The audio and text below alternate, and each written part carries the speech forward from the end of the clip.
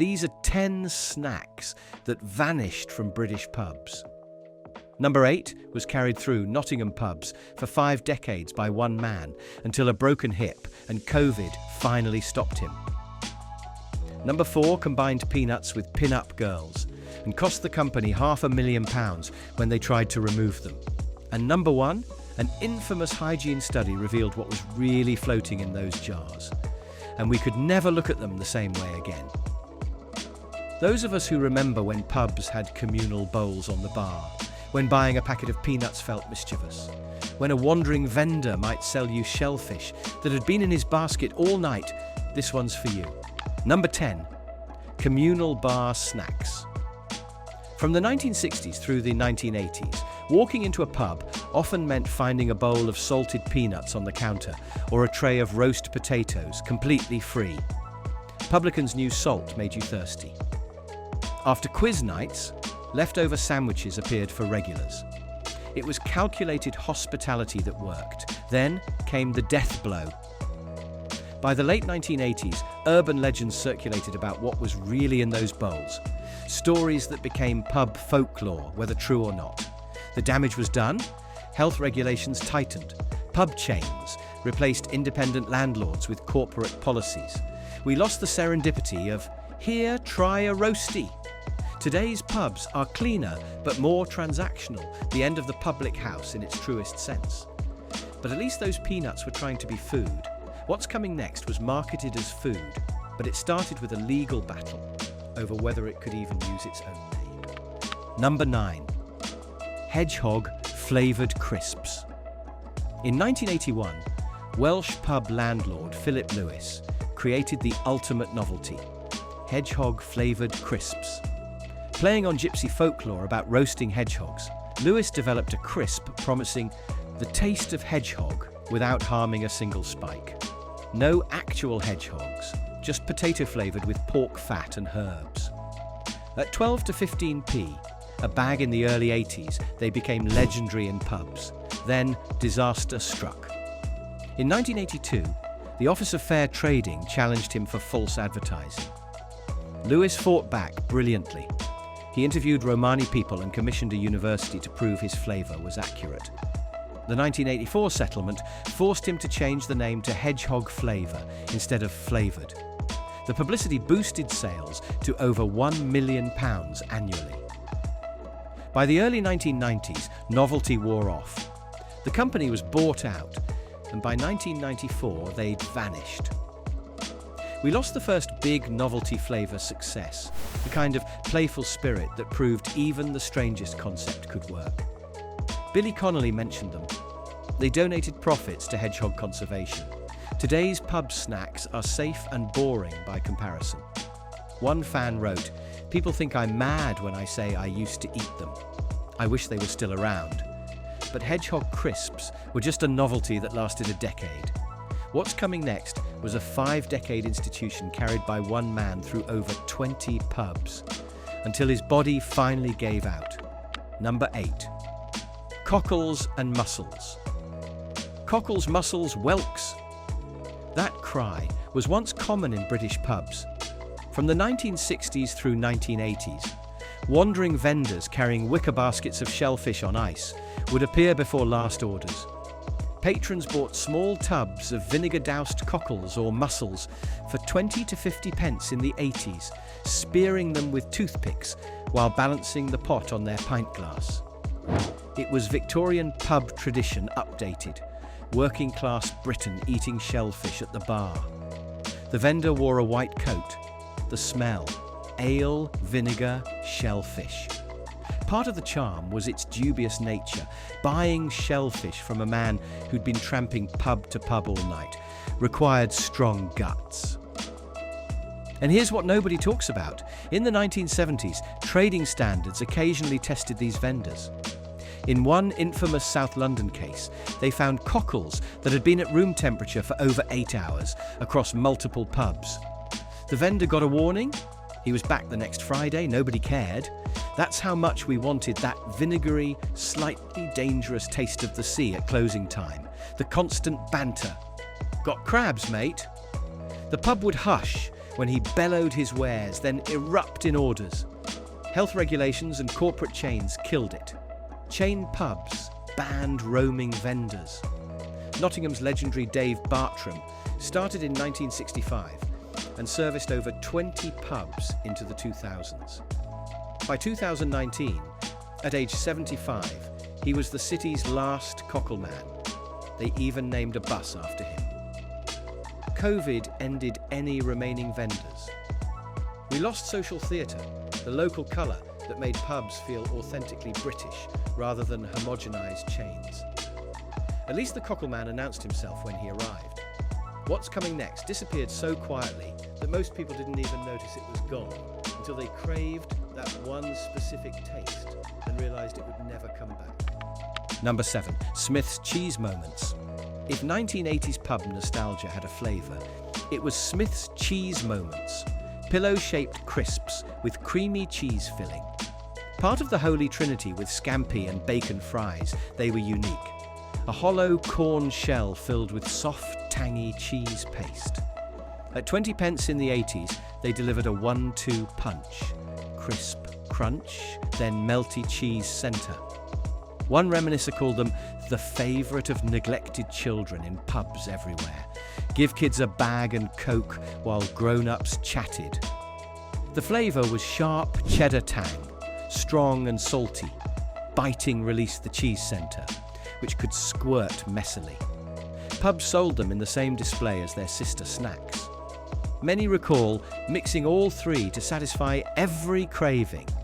Meaty bacon, fishy scampi, cheesy moments. Production quietly ceased in the 2000s. Walkers never announced it, they just let the line die. Possibly too expensive to produce, or seen as too artificial, as tastes shifted. Fans noticed packaging for scampi quid bacon still had the cheese moments icon on hangers into the 2000s, an eerie memorial. By 2021, petitions demanded revival. Walkers gave a non-committal can't promise a comeback. We lost a pub snack that appealed equally to kids and adults, a delightful textural experience that narrowed pub snack variety. People describe them in superlatives. Still the best snack, part of the holy trinity. With them gone, the puzzle feels incomplete. Another reminder that sometimes the smallest comforts loom large once they're taken away. We're halfway through, and if you're enjoying this trip down memory lane, stick around, because what's coming in the second half? A 3-day-old sandwich, a jar that cleared sinuses, and a marketing campaign so powerful that removing it cost a company £500,000 a year.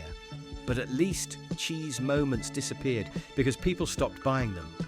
What's coming next had people buying them for decades, until someone finally asked what that roll had been doing under that glass dome for 3 days. Number 6. Bar, pies and cling film rolls. Before gastropubs, British pubs satisfied hunger with simple bar snacks, pork pies in glass warmers, cheese rolls wrapped in cling film. From the 1960s through 1980s, virtually every pub had these. The classic image: a countertop pie warmer containing a few meat pies kept warm under the light. Next to it, a basket of cling-wrapped rolls filled that morning with ham and mustard or cheese and onion, priced 30 to 50 pence in the 1980s. The cling film sandwich became both nostalgia and horror. How long had that roll been sitting there, in some pubs, days, edges curling, filling suspect? The pie warmer's heat could turn questionable ingredients into minor health hazards. Yet, in working-class pubs, this was accepted. Nobody expected Michelin standards. You bought a pork pie, rotating under a 60-watt bulb for 6 hours, and ate it with your pint, knowing full well it wasn't fresh. By the 1990s, gastropubs offering proper menus made the middle ground a pint and quick sandwich, a casualty. We lost food made in-house by the landlady that morning. One Redditor recalled, "They tasted of care, even if they looked sad by evening." That personal touch created connection. Today's pub experience is more polished, but less personal. Speaking of questionable things in jars, what's coming next spent decades floating in vinegar, and we loved every lip-stinging bite of it. Number 5. Pickled onions. In the same family as eggs, the pickled onion was once ubiquitous. Back in the 1960s and 70s, pubs kept jars of pickled cocktail onions or shallots behind the bar, speared with a stick and served on napkins. The pungent vinegary crunch accompanied pints of bitter, providing cheap, salty bites to encourage thirst. At 5 to 10p in the 1970s, they appeared alongside cheese as impromptu pub ploughmans, or were dropped into crisp bags for DIY pickle and chip mix. The decline mirrors pickled eggs, health regulations, changing tastes, gentrification. Modern pub goers prefer pickled onion Monster Munch to actual brined onions. One pub owner noted Monster Munch outsold actual pickled onions by a wide margin. The strong odour and old-fashioned image of a murky jar felt antiquated in craft beer era. By early 2000s, it became extremely rare. A 2021 article lamented plight of the pickled onion. How pub snacks went from simple nosh to properly posh. Many British adults 50 plus recall the lip-stinging pleasure from their youth. Its absence is felt when older regulars wistfully ask, "Do you not have any pickled onions, love?" only to be offered crisps instead. We lost a bite of working-class culinary heritage, a snack that did exactly what it said on the tin. The memory, sharp vinegar smell when the jar opened, the satisfying crunch, the intense sourness making your face pucker, the way it cleared your sinuses, aggressive, uncompromising, authentically British, and gone. But pickled onions were just vegetables in vinegar that quietly faded away. What's coming next? Combined nuts with something else entirely. And when the company tried to stop, it cost them £500,000 a year. Number 4. Big D Peanuts and the Pin-Up Display. Big D launched in 1967, but in 1975 they introduced their masterstroke, the Babe Board. Display cards featured glamour model Beverly Pilkington behind 24 bags of peanuts. Sell all 24 at 10 to 20 pence each in the late 70s, and pub patrons saw the full, suggestive but not nude pin-up. This fusion of snack vending and mild titillation became iconic. Throughout late 1970s and 1980s, Big D peanut girls were in thousands of pubs. The brand cycled through models. Removing a packet became oddly ceremonial. When the model's face or bikini corner was revealed, it drew joking applause. By late 1980s, complaints about sexism grew. Big D phased out pin-ups around 1989. When they dropped the Babe boards, sales plummeted, costing an estimated £500,000 a year. At 10 to 20p a pack in the late 70s, that's the equivalent of selling 5 million extra packets annually. The pin-up girl was worth more than the peanuts themselves. In 2003, lad culture nostalgia brought a revival with model Ruth Hyam, bumping sales 35% immediately. This lasted through the 2000s with models like Rosie Jones. By 2016, Big D ceased Babe boards entirely to modernise. The cards switched to simple coloured backings. We lost a sliver of cheeky 20th century pub character, arguably better for inclusivity, but for those who lived it, there's nostalgia for that innocent fun.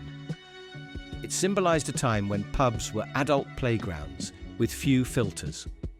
The £500,000 loss shows the campaign's power. It practically guaranteed sales. Modern displays are comparatively dull. Some quip they miss when buying peanuts felt like a mischievous act. But at least Big D peanuts were trying to sell you something with humour.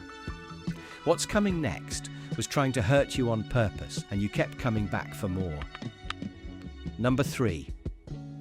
Brannigans, roast beef and mustard. For British pub aficionados, just hearing Brannigans triggers tongue-longing. Introduced mid-1980s by KP, these thick-cut pub crisps were packaged in distinctive brown paper bags adorned with a Victorian strongman character.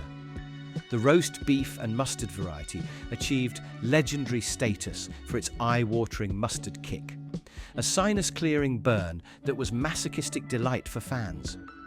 Throughout late 80s and 90s, Brannigans became fixtures in traditional pubs. The flavour intensity was perfect for beer. Mustard literally made you gulp to cool your tongue. At 30 pence, when Walkers were 25 pence in the 90s, they were slightly premium. Newbies who tried them sometimes weren't prepared, eyes widening or tearing up, followed by laughter and more beer. Many rank them among the best crisps ever for bold seasoning and satisfying crunch. In mid-2020, KP discontinued them due to declining demand. A spokesperson called it difficult, noting sales had declined for years.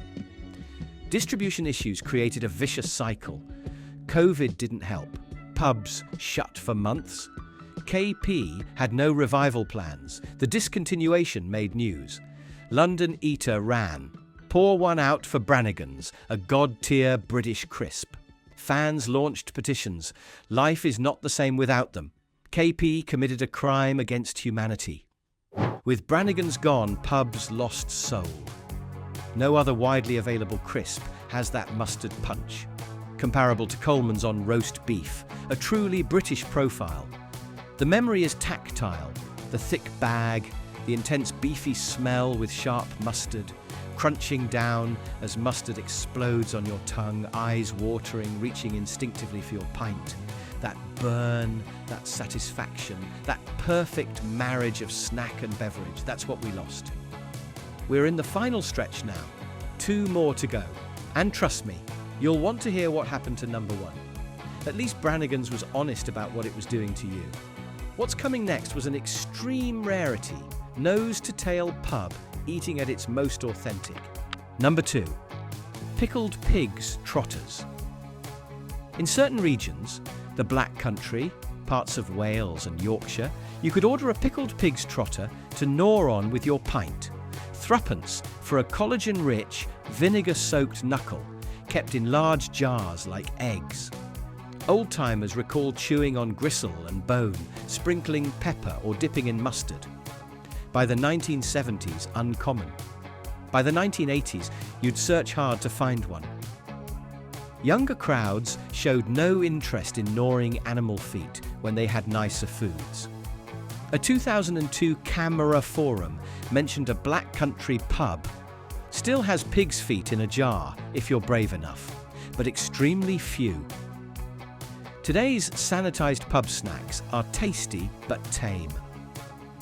The story of the adventurous pub eater willing to crunch on cartilage is now legend. But trotters were always an oddity, even in their heyday.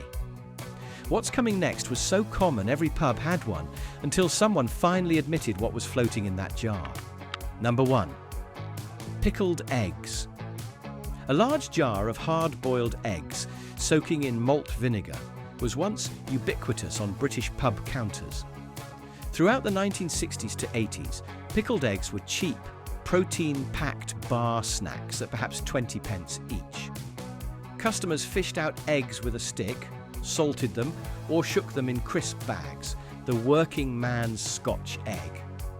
Many plopped an egg into salt and vinegar crisps, then crunched the tangy mixture with their pint. The combination kept drinkers thirsty by design. The smell was unmistakable, sulfuric, eggy, vinegary. The texture was rubbery, the yolk dense and crumbly. By the 1990s, retreat began. An egg floating in communal brine for weeks wasn't EU hygiene directive friendly. An infamous 1980s study suggested pub snack jars were teeming with bacteria. As pub menus grew sophisticated, the humble jar quietly disappeared. Many publicans stopped ordering due to low turnover. Jars sat gathering dust for months. Jokes abounded about eggs older than bar staff. For British adults of a certain age, the pickled egg remains potent memory. The memory standing at the bar in 1983, slightly drunk, watching the landlord plunge his hand into murky jar. No tongs, no hygiene.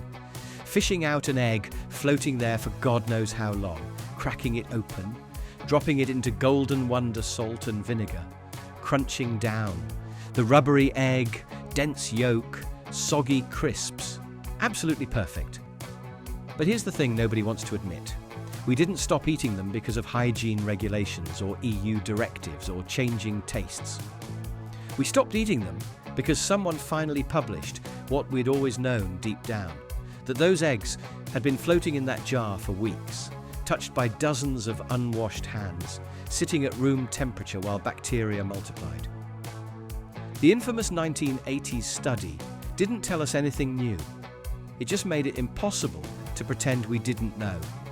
And once you can't pretend anymore, you can never go back.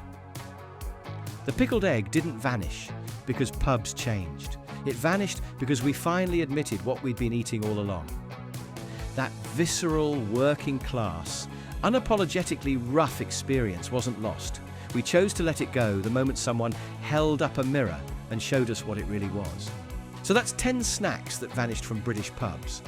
But I know I've missed your favourite. These weren't just products, they were rituals, conversation starters, class markers.